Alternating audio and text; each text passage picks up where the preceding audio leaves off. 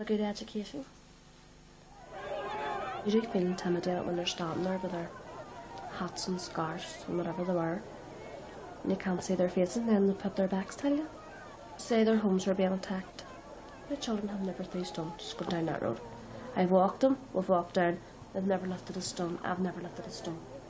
I don't like Catholics walking up the Arydone road. Normal Catholics, like myself, a normal Catholic mother that I am. Nothing else. That's all I am. Trying to get my church a normal environment, and that's it. To get a right to an education for them. You go up the Arydone road and all the people has your back to you, and some of them are looking at you. Sometimes they're shouting at you, and sometimes they're fighting with the police. And then when you get into school, some people are crying, and the teachers tell you that you're safe and all in school. To me, they're sad people. I would like to know why John White was standing up by the day when he comes from the lower Shankill. Why was he standing there? I haven't known who else was standing up there. You glad to get back after break? Mm-hmm. And what about the protesters? Are you nervous? Yeah. My name's Lisa Irvine. I'm 34. I'm a single parent. I have a daughter, Shannon. She's 9 at school. She's primary 6. Okay, let's go. I've been working more or less since she was 3. At one time I've actually done 3 jobs to support her, you know. Well, we went to Holy Cross in Chief Street, and then I went to Holy Cross, and now Shannon's at it, and hopefully her children will go to it if she's still living in the area. I would love for her to go into higher education. If that's her ambition, I'll be behind her 100%. There's nobody pulling my strings. There's no Sinn Féin involvement in my life. I want to walk my daughter to school, and that's the end of the story. I would defend to the death anybody's right to take their child to school, no matter what religion they are. I honestly don't see why grown men and women would find it justifiable to come out and hurl abuse, glass bombs, urine-filled balloons at young girls.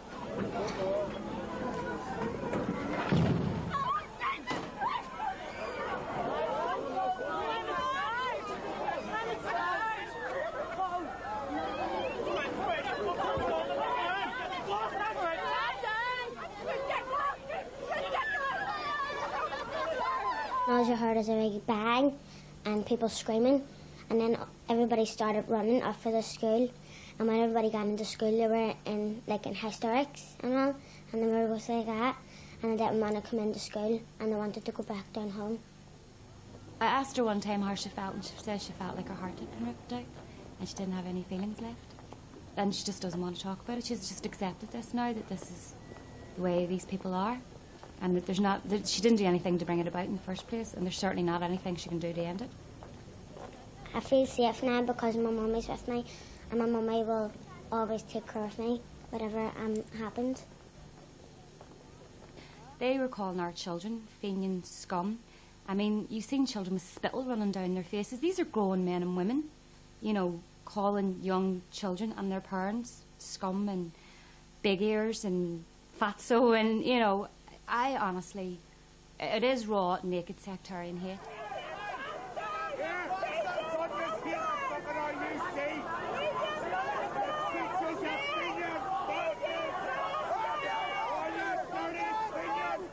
It's the European Year of the Child, which completely appears to have escaped the people of Glenburn. So I honestly wouldn't know how to explain it to anybody other than our presence. You know, we're Catholics and we're walking through a Protestant area, and in some way that offends people. There are people going to bed at night thinking, I'm getting up tomorrow to go and protest against young children going to school. How do you reason with people like that? It saddens me because, you know, we're the lost generation. We didn't know any peace growing up. We had ranting and shooting, and, you know, these children are our hope for the future. They weren't supposed to grow up like this. I wouldn't like her to be sectarian or bitter or bigoted. You know, that's the way I've raised her, and that's the way I want her to be. For years we've been fighting in this country for civil rights and equality. I'm not a second-class citizen. My daughter's not a second-class citizen. As far as I'm concerned, apartheid has been abolished. So why then should I be sneaking in and out a back door just to get the right to an education? I think that the silence from politicians has been deafening. I think that, especially, you know, bigger politicians on a wider scale, you know, nobody will come out. This is not a grey issue. This is black and white. This is wrong. What they're doing to young children is wrong. If the children were black, the whole world would be up in arms about this. They don't really know what they're doing, and they don't really know what they're saying, but I know they don't mean it. But whatever they do, I'll always forgive them.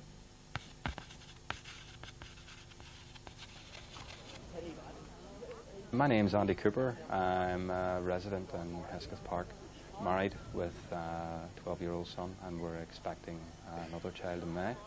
I became involved with concerned residents of Upper Arydone after the 19th of June, the incident that sparked the problems that we have on the Arydone Road. One of the youths were up a ladder with a flag. I heard this like a car revving up. I looked behind me. He pulled up the pavement and tried to knock me and the other two down, and just missed this lamppost. Took off at speed, dropped the youth off just behind you there, and then handbraked the car and come back down. We were standing just about here to the right, sort of way protecting ourselves behind the lamppost, and he mounted the footpath once again and pulled into the street just behind me. So we started running back up this way. Questions have to be asked of them of why they did it, what was their strategy behind it, and what was the agenda that they were on. The agenda that appears to be given since the 3rd of September is that this community is attacking the Catholic girls of the Holy Cross. That there's wrong. They are not. The way they view what has happened is that people who escort those children along the Arydone Road every day are those that were involved in that attack on the 19th of June and subsequently since the 19th of June. I've been a window cleaner in the Arydone area and the Upper Arydone area for now about 8-9 years, and I've lost a third of my business from the Nationals proportion of that their business. I've made the decision myself rather than being intimidated into it, but I feel intimidated into it by the situation that we have.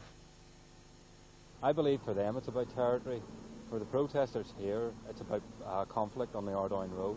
It's about conflict that little children from the ages of 4 to 11 years of age, both Protestant and Catholic, are being drawn into. And they're being drawn into it by a Republican element that wants to use the Holy Cross school. I'll not bring my child in front of a TV camera because I don't believe it's in his best interest to do that there. And the one thing that concerns me is how people can put their children in front of television cameras, to have them used. Oh, this is the problems. Oh, my child's suffering. All children should never suffer, no matter what religion they are. But our children are suffering too. They're not interested, Stuart, in trying to calm this situation down. They're only interested in upping the ante. They're deliberately trying to provoke this community. Yeah, I think they are. But then again, they've spent 10 weeks provoking this community, so what's unusual now? The thing is, if there's less police on the roads, it weakens the trauma to the children, weakens their arguments. They're not interested in weakening the trauma for their children. Don't forget, it's all to them. It's about as much trauma they can cause. It betters their cause, as far as they're concerned. To deal with the issues of paramilitaries that have been seen on the road, well, that would be to do with the Loyalist Commission. And the Loyalist Commission was set up to try and have Protestants right where they believed that there were things that were going wrong within Protestant areas where they needed protection and whatever, to try and address that issue in a peaceful and dignified manner. We have done our best throughout since September 3rd. The actual residents have done their best to try and address every problem that the protest has, come up from the protest. The national concerns with regard to the protest, the shouting, the whistles, the horns and so on. Any complaints that have been had, we've genuinely tried to deal with them the best way that we can. But it appears, as we've seen this week, that we've managed to actually get it to a stage where nothing's been shouted, no whistles, nothing being thrown, even no posters, and it's still not good enough. The question I've got to ask, what is good enough? And it appears as though the only thing that's good enough is that we go away, get off the street, and let them have the right to do whatever they want up and down our own way.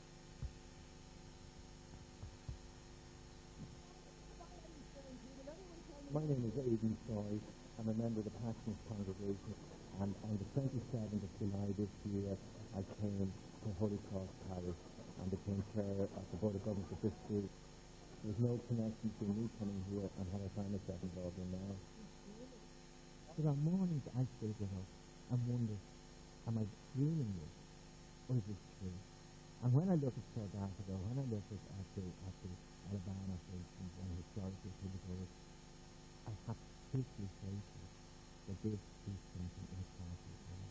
There was an incident around flags going up, some incident with a car pushing against a ladder, people standing in confrontation with each other, obviously one word led to another, windows were broken in the car, people faced each other, the children were getting out of school at that moment, and of course absolutely terrified to see their parents in a standoff with local residents, any two local residents in here in a standoff with the parents. If I saw evidence that the parents were using these children for a cause, I wouldn't walk away. I could say that quite quickly. It's a fundamental human rights issue, and it's also a fundamental educational issue, because I think the lesson that children are being given is this, that they have to struggle for the most fundamental rights of education. I think there's a very, very narrow line that this time within English, because the children are parents going to school.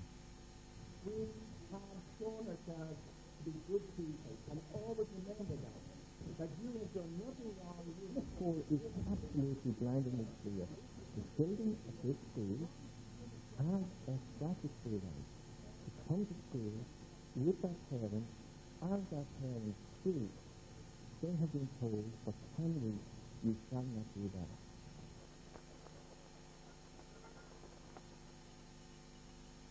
I think you really understand fine now. You'd have to get inside the mind of the people who are actually doing this. There could well be a sense that, almost like taking a last stand, that we're going to stand this piece of ground. The problem, as I say, is that I can understand how you might have to go into ground lab, have to try and reassure people that, there's no grand plan, for instance, by the Catholic Church. I don't think there's any grand plan by nationalists to go and take over anything. But what I do think you have to do is you have to look and say, but we can't take this on the back of these little children going to school. It's portrayed as if there were two equal sides. But my question always is this, and I say this sincerely, you can't have reciprocation with children. You can't ask anything a small girl to solve this issue. And that's my difficulty with some of the language that's now being used about this. It's almost being portrayed like we could solve this if we had more reasonable people on the national side who would recognise that we have a very legitimate case. I can say, you may well have a legitimate case if you don't have a legitimate case while the children are still in the middle.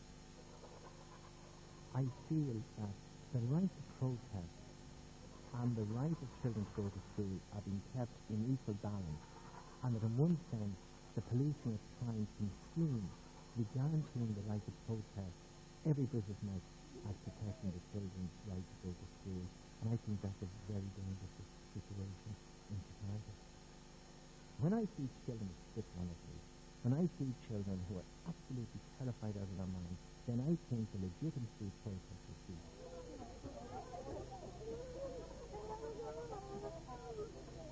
Should these protesters not be screened off? I mean, this has happened before. There are soldiers standing facing us with guns. Why are they facing us? Do the children offer a threat? In all the months of this dispute, no child has thrown a bomb. No child has thrown balloons. No child has thrown strawberry tea. And yet we face every morning with a security presence. And almost before we put a step on the road, we're almost criminalized. The protest is stop, full stop. Absolutely. I don't think there's any advantage in fudging that issue. And that's not meant to be poetic. And if I thought it was damaging one child, I would be sorry. but I think we've got to say this much stuff. I'm the Chief Superintendent Roger Maxwell. I'm the District Commander in North Belfast. I have responsibility for all policing within North Belfast. I'm a police officer, but I'm first and foremost a parent. I see small children, similar to this, going up and down that road. And indeed, many of the police officers who are there are parents, and who find it incredibly difficult to detach from the whole thing. So what we're trying to do is to see the balance there. The children who go up and down to the primary school, and we're trying to facilitate those children every bit as much as the children who are going to the Holy Cross primary. We're also trying to facilitate those people who have a legitimate presence in the area to go about that business without any hindrance. I can tell you who's not to blame, and the people who are not to blame are these tiny children who are going up and down that road. These children have rights in this. These children have no responsibility. And that is the purpose of our operation, is to ensure that these children get up and down that road in complete safety. Okay, the situation is the same as we agreed at the meeting this morning. Things are calm here. There's no great difficulties. The children and their parents have now made their way to school, and we're waiting for them to come down collectively. We tried the election exchange on the first day, and I have to say it was only a limited success, and we found due to the time involved that really it was an unfeasible option. The protesters over this last number of days have been further back. What we have been trying to do is create a situation where people take responsibility for their own actions, and we are pleased to see that they now have got ensured only maintaining a distance, an appropriate distance, between those protesters and the parents and children going up and down the road. We have tried to soften our profile to make it less intimidating for these children. We have moved from a situation where we had riot tools and helmets and being pushed head over to a situation now where my officers are wearing forage caps and reflective vests. The only two people that can start aside are your community and their community. We, the police, are caught in the middle. We're trying our best to protect the border. That's our whole stuff. So please, that's all we can ask you. And try. When allegations are made of a particular nature, what we try and do is to video the scenes beforehand to get an idea of who is there and what is happening. The Chief Constable said on many occasions policing is a human activity. On occasions we do get it wrong. There's no denying that. But perfectly honest, we get it right more often than not. We do our very, very best in an incredibly difficult situation. There were distressing scenes this morning. Some of the parents had attempted to walk along the pavement to school, but were moved off it by the police. Well, unfortunately, I can't discuss that specific incident because I understand that incident has now been is now the subject of a complaint to the police ombudsman. They wish to walk on the footpath. It is not illegal to walk on the footpath, right? Walking on the road is unacceptable to us as well. We're not second-class citizens. Mark, we need to talk about all those sorts of issues. The sooner we can do it, the better. It is poisoning the atmosphere right across North Belfast. It is damaging, possibly irreparably, the community relationships between the two communities, and relationships between the communities and the police.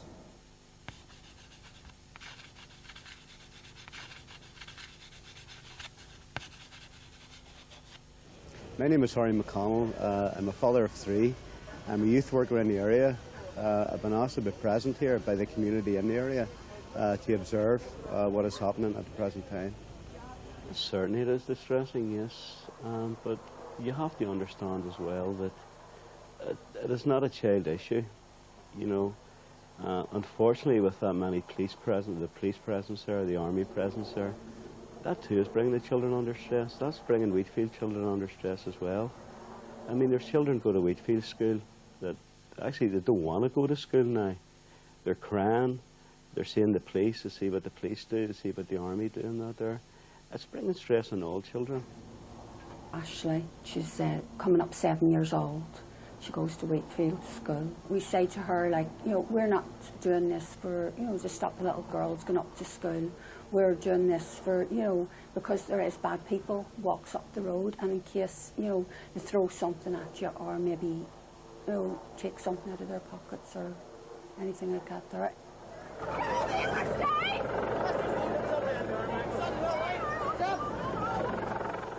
It is hard to explain to her why, you know, the police are there with the riot shields and things, because she was really frightened, because they used to push us down into the streets and, you know, and more or less maybe raise the batons, and maybe some people hit.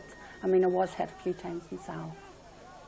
Last night, an 18-year-old soldier of the Royal Welsh Fusiliers was critically injured when he was hit by a blast bomb thrown by loyalists. Another was thrown into the back of a Catholic home nearby. I do condemn it, but some of that responsibility has to lie with the police and the army as well for their actions they did take on the Friday. An incident did occur where actually women and children were beaten by both the army and the police on the Friday. A few incidents did happen where a child, a 6-month-old baby in a buggy, was thrown aside by police as if you would throw your bin lighter right into the bin. That's why, in my opinion, that's why an incident happened on the Friday night with the soldier. It was a response to the police action of that Friday. Basically, I think we're the easiest to touch. The Protestant people always were. It's easier getting into the Protestant people. It's less of a comeback, if you want, from that. But that did change. The Friday the soldier was hit. Every day up there, they come up the road, 1, 2s, whatever groups. There's nothing we can do about it at all. A peaceful protest, standing there doing nothing, no abuse coming from the side. As I said, it's just a protest. It's just a peaceful protest, and as far as I'm concerned, that will continue. The situation can be resolved tomorrow. I mean, there's 2 ways it can be resolved. I mean, one is putting the security gate up. That would benefit both communities from being attacked. That would make people secure in the areas. The other way that a suggestion was put forward would be transporting the children in buses to the school. And if that there did happen, the situation would end. At the present time, you have to take it into consideration that the trust isn't there on both sides of the community. I mean, the nationalists are no different from what we are, in a sense, but it's have to respect in each other's community, each other's culture, if you want. And as long as we start to understand that, but it's, as I say, it's give and take. It's give and take on both sides.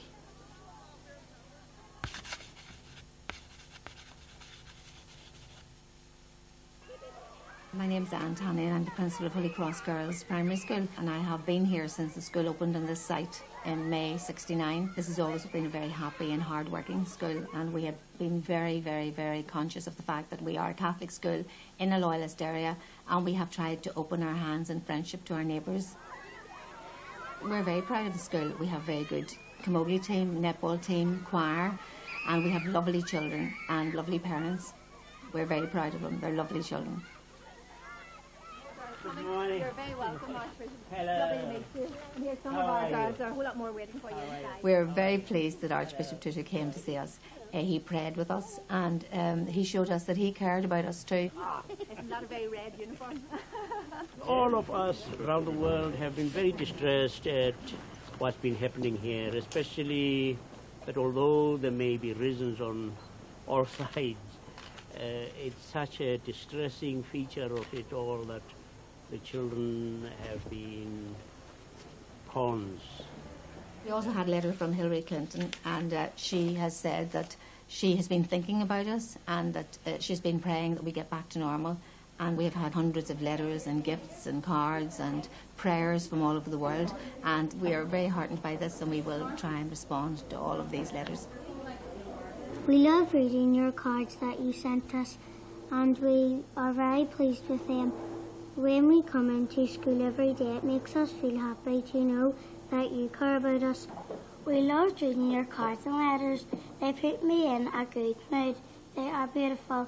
I love them. We are very frightened and scared sometimes. We have had some children leaving, I think about 9, specifically because of the troubles. Unfortunately, people have thought that there was another way into the school, that we had another entrance at the back, but we don't have.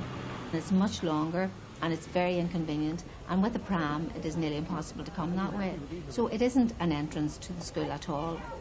I think it's absolutely disgraceful that children should come to school like this and that they should have to live with this kind of fear. I feel overwhelmingly this great sadness because I can see that the children are being affected. I can see that they're upset, I can see they're worried, I can see some of them are coming into school in fear, and now they're beginning to feel fear during the day in school. Normally we could settle them down. When they go back to their own routine they seem to be all right, but more recently I can see that even during the day they're quite frightened about what might happen next. It's very difficult to deal with this when it continues to go on and on. They talk about post-traumatic stress and how to deal with that. But this is not post-traumatic, this keeps going on, so we can't really start a healing process until this stops. I think absolutely nothing can justify this protest, because the protesters are saying that this is not about children, but it is children who are being targeted, and it is children who are being hurt. And I just want to say to them that these children are being hurt, and if you don't want to affect children, and if this is not about children, please stop and let's get the other problems sorted out. Let adults get together and sort those problems out and leave the children out of it. I think the solution is just to let the children come to school. Let the parents choose, as they've always chosen, how to bring their children to school. People who read about it or who look at it on television don't realise just how serious it is and how much it can affect you. Even adults have come here and started to cry because they've been so affected by the situation. So you can imagine how children must feel in this. I suppose it is being tolerated. This is the sad thing about it. I thought it just couldn't go on. I thought when it started that people would say, oh, this is just intolerable in a civilised society. This is not going to go on. It can't go on. But unfortunately it has been going on, and that is the amazing thing about it. And I suppose it shows again that there's something really wrong in our society when that can happen.